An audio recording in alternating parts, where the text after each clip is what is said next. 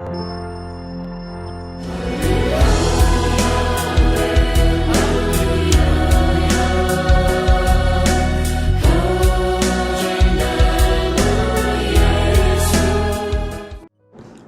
Bapak Ibu yang dikasihi Tuhan Yesus, mari kita berdoa. Bapa Surgawi, kami mohon kesatuan Roh Kudus dengan kami. Engkau yang memimpin kami, Engkau yang mengajar kami, mengarahkan kami itu hidup benar di hadapan-Mu. Karuniakanlah senantiasa Roh Kudus-Mu, sehingga kami bekerja, bertindak, dan hidup di bumi sesuai dengan kehendak-Mu saja. Di dalam nama Tuhan Yesus Kristus kami yang ajaib. Amin.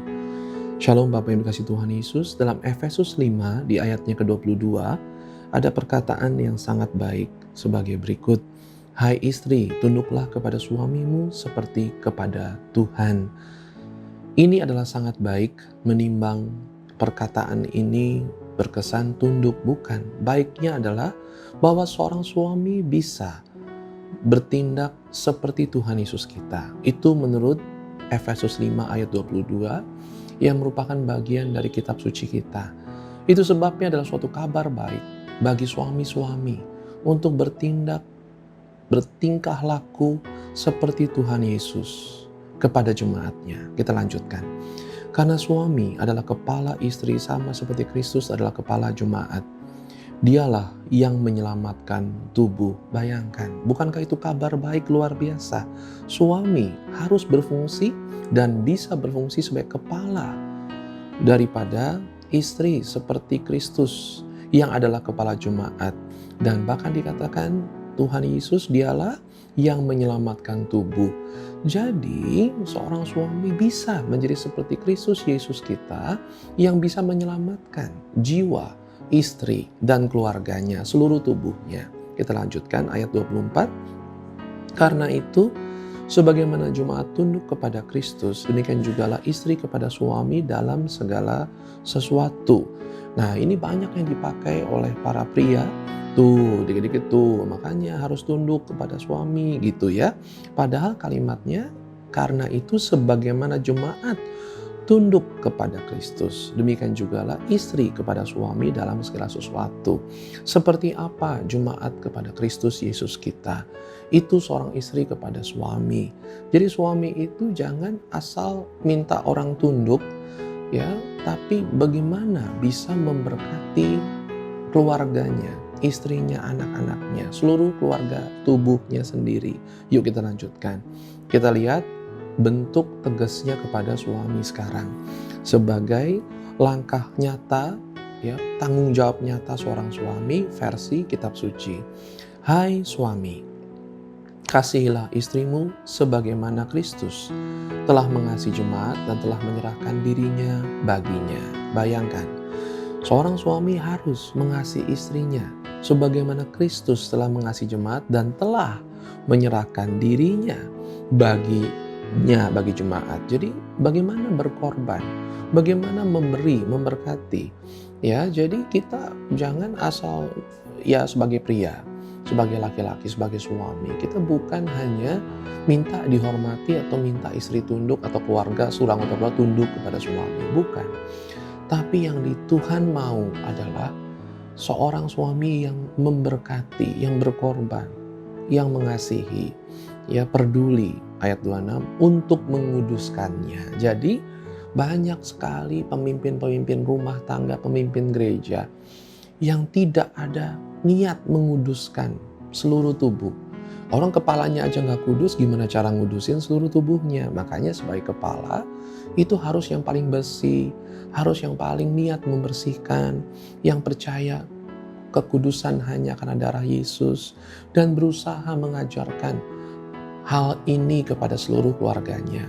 Ya, saya lanjutkan ayat 26 ini, untuk menguduskannya sesudah ia menyucikannya dengan memandikannya dengan air dan firman. Ayat 27, supaya dengan demikian ia menempatkan jemaat di hadapan dirinya dengan cemerlang, tanpa cacat atau kerut atau yang serupa itu, tetapi supaya jemaat kudus dan tidak bercela. Ayat 28, demikian juga suami harus mengasihi istrinya sama seperti tubuhnya sendiri. Siapa yang mengasihi istrinya, mengasihi dirinya sendiri. Ayat 29, sebab tidak pernah orang membenci tubuhnya sendiri, tetapi mengasuhnya dan merawatinya sama seperti Kristus terhadap jemaat. Karena kita adalah anggota tubuh Yesus tubuhnya. Sebab itu ayat 31, sebab itu laki-laki akan meninggalkan ayahnya dan ibunya dan bersatu dengan istrinya sehingga keduanya itu menjadi satu daging. Ayat 32, rahasia ini besar. Tetapi yang aku maksudkan dalam urusan rahasia besar ini, yang aku maksudkan ialah hubungan Kristus dan jemaat. Itulah hal besarnya. Bahwa Tuhan Yesus kita adalah suami, disebut mempelai. Kita semua sebagai jemaatnya adalah mempelainya. Seorang suami kita yang sempurna, kepala atas kita semua, yang merawat kita, membersihkan kita, menempatkan kita di hadapannya, tidak ada kerut, tidak ada cacat, cemerlang. Ayat 33, bagaimanapun juga bagi kamu masing-masing berlaku, kasihilah istrimu seperti dirimu sendiri, dan istri hendaklah menghormati suaminya. Bapak Ibu, kita hari ini membahas hal-hal yang penting ini. Ya, biarlah ini membentuk hati kita sebagai satu keluarga yang utuh, yang tidak meminta hormat, tidak meminta ego kita disenangkan. Tapi bagaimana Kristus dengan jemaat? Bagaimana Kristus dengan jemaat? Bagaimana Kristus dengan jemaat?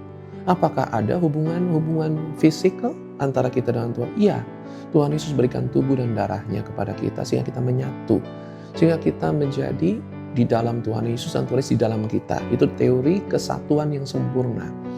Ya, itu kesatuan keluarga yang sempurna. Dan itu Tuhan berikan dengan bentuk fisik? Bukan, tapi hal rohani. Mari Bapak Ibu percaya hanya dengan makan minum bersama, kebersamaan dalam Tuhan Yesus, dan bersama jemaat lain.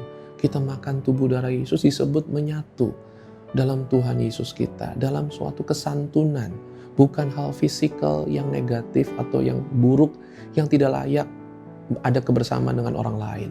Ini adalah kesatuan kita dengan Tuhan Yesus yang digambarkan harusnya seorang suami dengan istri atau dengan anggota keluarga, suami dengan anggota keluarganya yang dipimpinnya harus seperti kepala dengan tubuh, seperti Tuhan Yesus Kristus kita dengan jemaat. Mari suami-suami bertindak seperti itu, seperti kepala dengan anggota tubuhnya, harus disayangin seperti menyayangi dirinya sendiri. Ya, jadi jangan sampai lupa kita harus mengasihi keluarga kita seperti diri sendiri. Betul, memang perintah itu bunyinya jelas, kasihlah sesamamu manusia seperti dirimu, apalagi keluarga kita ya harus ikut. Namun Tuhan Yesus bahkan menyerahkan nyawanya untuk jemaat. Seperti kita harus peduli kepada seluruh tubuh kita, anggota tubuh kita sebagai kepala. Maka kita pun wajib memberkati keluarga kita untuk dengan tujuan apa tadi? Untuk menguduskannya.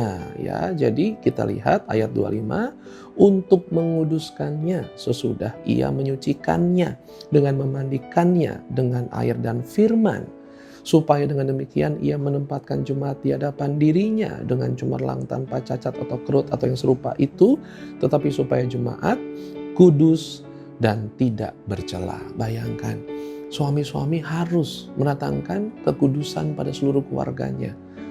Ya, itulah tujuan, dan hanya Tuhan Yesus sebagai kepala atas semua yang bisa melakukan dan menjalankan dan menghasilkan ini semua. Tuhan Yesus memberkati. Amin.